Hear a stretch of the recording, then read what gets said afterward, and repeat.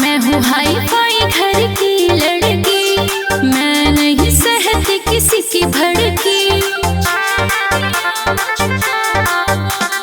मैं हूँ hi fi घर की लड़की, मैं नहीं सहती किसी की भड़की।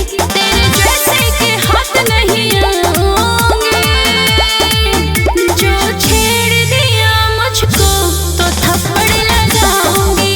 जो छेड़ दिया मुझको तो थप्पड़ लगाऊंगी।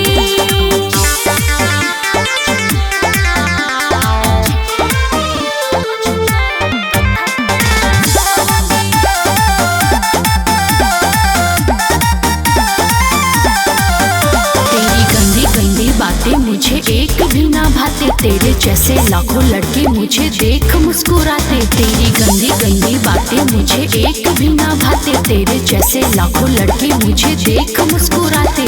समझा क्या? मेरी मर्जी है जिसको पटाऊंगी।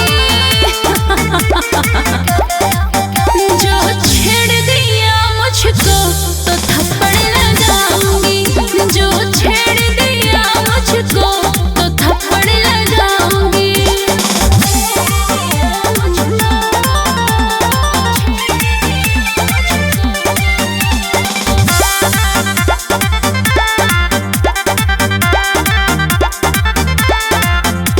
तू होगा अपने घर का नवाब, तुझसे कम नहीं है मेरा भी रोआब। ओए सुन बे, श्रुति राव को तू जानता नहीं, तुझे हर मोड़ पे दे देगी जवाब। क्या बोलती पब्लिक?